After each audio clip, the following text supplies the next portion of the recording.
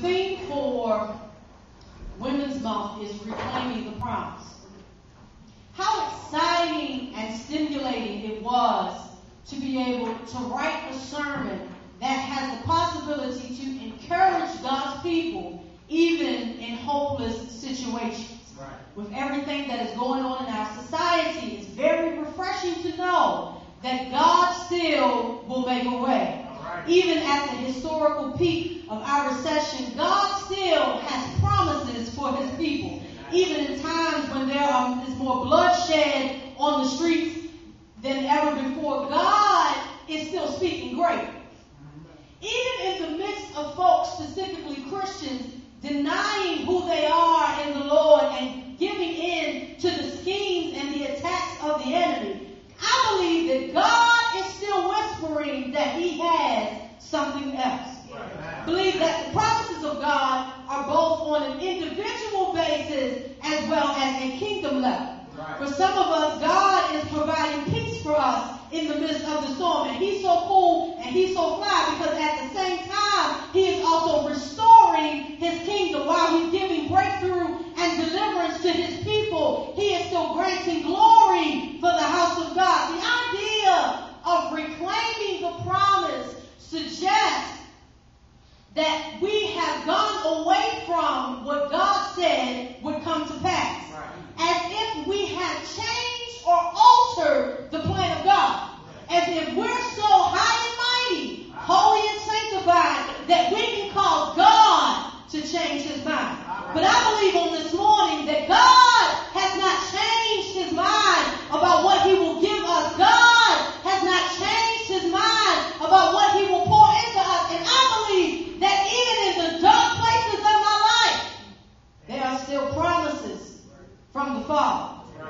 However, Pastor, I believe the struggle and the frustration is the fact that even though we know he is able, he has yet to do what he said that he would do. And so we have forced ourselves into this rename it and reclaim it shift in paradigm as if God has shifted his agenda, as if God has forgotten what he has said. And it isn't too often that we as a people sit and reevaluate whether or not we're doing what we ought to receive what God has said. We have preachers and prophets who say, turn around 10 times, close your eyes real tight, and think faith that whatever you know that God has promised will come to pass. But that's not always the case. We have some Christians who believe that if I sit here and look holy, speak in tongues and run around, then God will open up the heavens and pour down the promise. But that doesn't always happen. There are times when God does it and doesn't need our participation. That's why he's so gracious and merciful. But then there are also times when he's waiting for us to get where we need to be. Not too many folk teach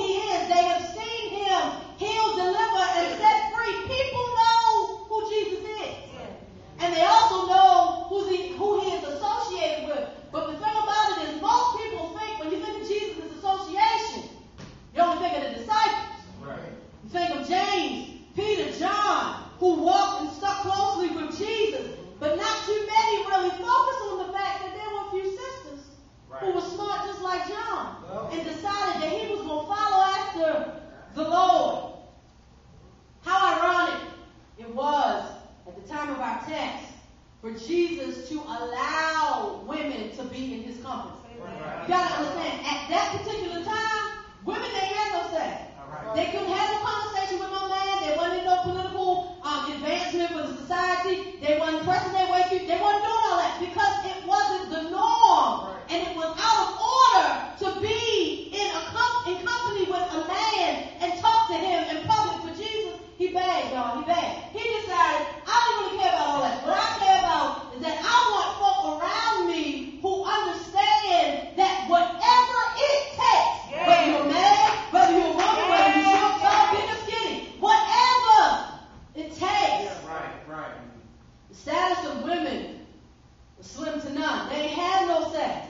They didn't have the opportunity to stand before you like I do on today and preach the gospel of Jesus Christ. But Jesus makes an extraordinary, deliberate decision to break some rules and permit women. The audacity of Jesus, after he had already shooken up some people's faith and theology, and yet you allow the sisters to tag along behind you. It was Jesus who allowed the woman to come before him and wash his feet in the presence of a disapproving Pharisee. It was Jesus who met homegirl at the well of Jacob and had a conversation with her. And to her surprise, she told him, look, Jesus, I ain't supposed to talk to you because I'm a Samaritan and you're a Jew. But outside of who I am, I'm a woman and you're a man. Jesus said, come on, let's have a conversation. And so here we find some women hanging around Jesus. Why in the world would Jesus allow these women to hang around? As I shared earlier, I've got to a point in life and in ministry that I'm not going to beg folks to hang around with me. I'm not going to beg folks to be my friend. I'm not going to beg folks to support the ministry that God has given to me. But God will send people with the right attitude, with the right perspective to allow you to see that whatever it takes, I'm going to do what I need to do. But why women? As emotionally unstable as we can get? We are some fickle people. Women, they're going to be up here one minute, and next minute they're going to be all the way down here. They're going to be happy, they're going to be sad. They're going to hug you and love you, and they're going to push you down the steps. As unstable as we are, I ain't going to push you down the steps. As emotionally unstable as we are, Jesus, why in the world would you call us? For some reason, for some of us, not everybody, have you ever had a moment where you really wondered why God picked you? Oh, yeah. Yes.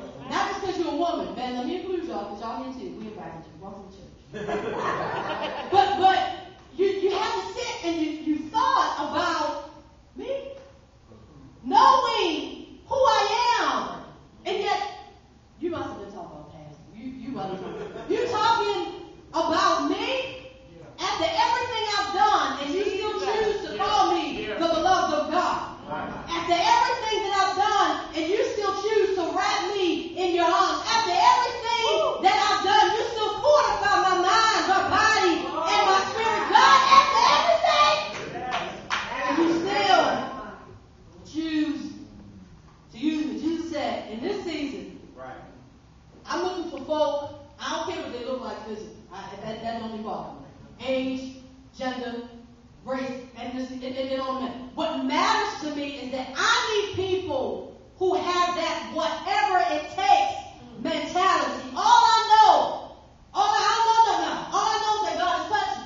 I don't know what His promise is. I don't know what His plan is. But what I know is that He's changed my life. These women, they didn't know what Jesus had in store, but all they knew was that God had done something in their lives, and so they decided to follow.